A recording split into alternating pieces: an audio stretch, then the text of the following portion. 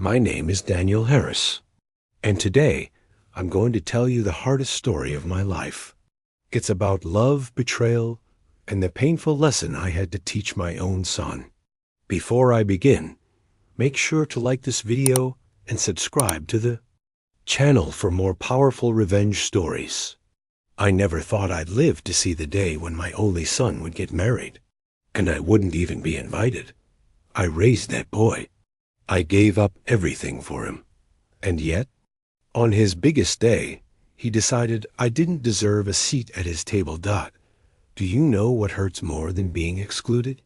It's realizing that the very people you built your life for have no space for you in theirs. But I wasn't going to cry in silence. No, I was going to remind my son who really built the foundation of his life and who owned the roof over his head. Let me take you back for a moment. I wasn't born rich. My wife and I worked our fingers to the bone to build the house we live in today. Every brick, every nail, every dollar, it came from years of sacrifice. When my wife passed away, I made a promise. I would dedicate the rest of my life to giving my son, Ethan, the future we had dreamed of for him. I worked double shifts, skipped vacations, and even sold the few luxuries I had just so he could go to college without debt. And when he graduated, I told him, "Son, this house will always be your safe place. No matter where you go, you'll always have a home here." That house wasn't just walls and windows. It was love. It was security.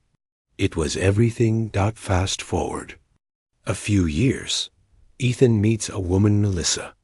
At first, I was happy. She seemed polite, charming, maybe even good for him. But soon, little things started to change. She would roll her eyes when I spoke. She would sigh impatiently when I gave Ethan advice. And slowly, my son began to pull away from me. Then came the wedding. I waited for the invitation. I imagined walking him down the aisle, giving a proud father's speech, welcoming his new life. But instead, one night, Ethan called me. "Dad, Melissa and I think it's best if you don't come. The wedding is small, just close friends. We don't want drama." My hands shook as I held the phone. Drama? Ethan, I'm your father. How could there be a wedding without me? He went silent for a moment, then said words I'll never forget. "Dad, you've done enough. Just let us handle our lives now." Click. He hung up. That night, I sat in the dark living room of the very house I had built for him, staring at the framed family photo on the wall.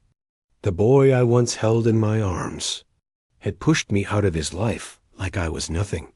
But the story doesn't end there. Because only a week after the wedding, Ethan showed up at my door. He walked in, all smiles, as if nothing had happened. Melissa stood behind him, holding her designer purse like she already owned the place. "Dad," he said casually, "we need your help. Melissa and I are moving in here for a while, until we can afford our own place." I looked at him. Really looked at him. This man had cut me out of his wedding, embarrassed me, humiliated me, and now he wanted my roof. I forced a calm smile. "Of course, son. But before you move in, there's something I need to show you." I walked to my study, opened the drawer, and pulled out a folder. Inside were the house deed papers. I laid them on the table. "Do you see this, Ethan? This is the deed to the house, the home you grew up in. Do you know whose name is on it?" He frowned, confused. "Yours, obviously." "Exactly," I said, my voice steady. "Mine, not yours, not Melissa's, mine." Melissa scoffed. "Oh, come on. Eventually this will be Ethan's. Why make it complicated?" I turned to her. "Eventually? You already made it complicated when you decided I wasn't family enough to attend my own son's wedding." Ethan's face turned pale. "Dad, we didn't mean it like that." I raised my hand. "Stop. You wanted to start your life without me? Fine. but you don't get to exclude me one day and expect my support the next. I slid the deed back into the folder and looked him straight in the eye. You don't own this house. You never did. And until you learn the meaning of respect, you never will. The silence in that room was heavier than bricks. Ethan's jaw tightened. Melissa pulled his arm, whispering, "Let's go." And just like that, they left. Do you know what the hardest part of that day was? It wasn't shutting the door on my son. It was realizing that sometimes the only way to teach the people you love is by letting them fall. I still love Ethan.